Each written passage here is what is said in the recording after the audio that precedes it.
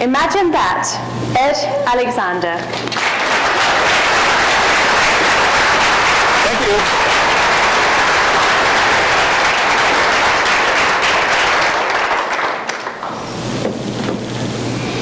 Madam Contest Master, fellow Toastmasters, and our distinguished guests. Raise your hand if you'd like to play games. Anybody here like to play? Oh, what a relief for me. Okay, good. You're in luck because today we're going to play an imagination game. But it's a serious game. This is a game that demonstrates in 1 minute the power of the human imagination to help you accomplish anything you want to do in life. Just like opening that door you've heard about. Now, what I'd like you to do is to use the backs of your eyelids like tiny projector screens in a minute. When you close it, I'm going to say a few words, and each of those words is an object. I want you to flash that object on your screen. Now, don't worry if it doesn't stay there. Unless you meditate every day, it won't stay there. Just a flash is all I need to see. And when you see it, raise your hand so I know you've got it. We'll move on to the next word, and you'll see how fun this is and how revealing it can be. Ready? Get your projector screens ready. Here comes your first image. Raise your hand when you have the image of a pure white egg. Can you see the egg? Look at all the hands going up. That was easy. Okay, here comes another easy one. Eyes closed. Give me the image of a juicy orange. See the orange? Good. All your hands up that time. Excellent. You're getting better at it. Here comes your third one. This is easier because we see it all the time. Give me the image of the White House, our nation's capital. See the columns, the rotunda? Sure. Okay, easy. Okay, here's your last one. This is a little more difficult. Give me an image of your next 3-year goal in life. Okay, I know, I tricked you. You trusted me and I tricked you. Those are not bunny ears, are they? Oh, yeah, your hand was up. Okay, good. A few of you actually did it. Great. But we have programs, we have images of things that are common everyday objects, but what about our goals in life? What does it take to have that become a vivid image?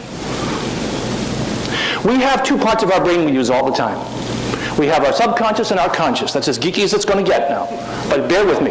Subconscious is like your computer programs, your recipe box. It's your memories. It's what you've trained yourself to know how to do. Dress, drink, drive, eat, sleep, read, write. Your conscious is what you use as you navigate life. For example, when you came here today, if you were driving, you didn't have to learn how to drive every time you turned the ignition key, did you? I hope. Right? But you needed your conscious to help you turn, change lanes, and obey the traffic signals to get here safely and get you home safely too, right? So you get the difference. The recipe box, you know how to do things. Conscience is what helps you adjust those programs for real day life. That's it. But there's one third thing missing. I call it a PDA.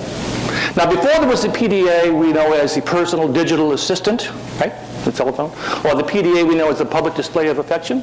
I had PDAs growing up, personal daily achievements, pencil and paper by my bed. I'd think about something to get me to my next goal. I was goal setting early in my teens. I learned this from a teacher. It was great.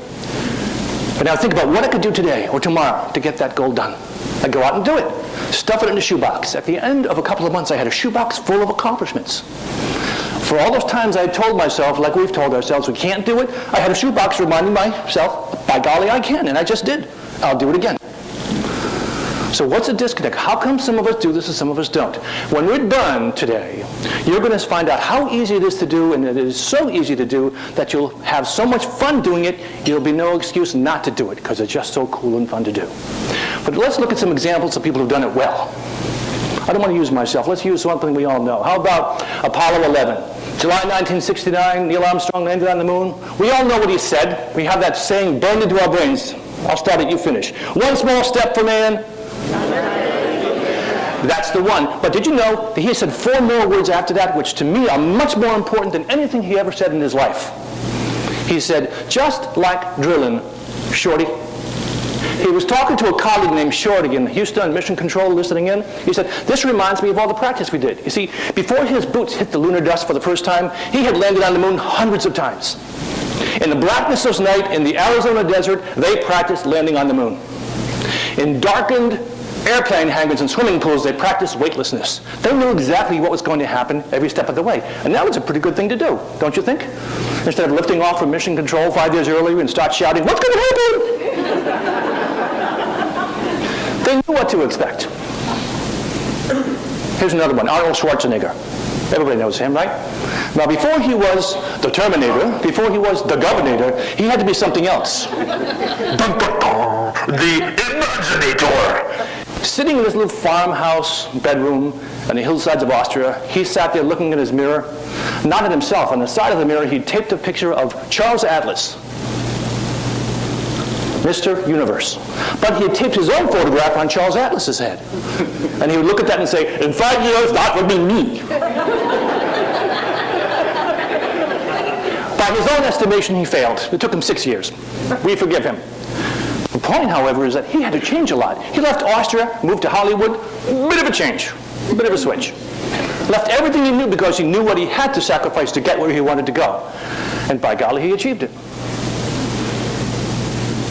All he did was set daily goals. How many reps? How many calories? How many of each do I have to do to get to tomorrow? And the next day, and the next. And he achieved what to some of us would seem like an impossible goal. So I listened to those stories and I said, well, how can I tell myself I can't accomplish something? If they can do that, why can't I? I have the same hardware, the same software, the same equipment, the same subconscious, the same programs. Oh, no, I don't. I better get some. Started writing my personal daily achievements down. What am I going to do next? How will I get there? The journey of 1,000 miles begins with a single step, right? When closing, just to help you remember how easy this is to do, I want to tell you one other story about a guy named Christopher Columbus. See, when he came back from discovering America, he was greeted by Queen Isabella's court with a big party. All the crowned heads of Europe were there. Somebody came up to him in the middle of this party and ridiculed him and said, anybody could do what you did. All you did was sail west. How hard is that? To which Columbus replied, aha! But now that I've shown you the way, it looks easy. And I hope everybody goes. It's a beautiful world. It's not flat. It's round. Look what we've learned just by sailing west. And here's something else I can do, but I bet you can't do it until I've shown you. Balance this egg on its end. Can you do that? Let me make it harder. No rim. Can you balance this egg on its end? And of course, the man who challenged him now feels publicly ridiculed right back at you, mister. He said, of course not. It's round. Columbus said, I can do it, but you try. Well, a whole line of people tried. And they all failed. So he finally said, you want to see? And they all said, nah. Of course they said, yeah. So he said, okay, here.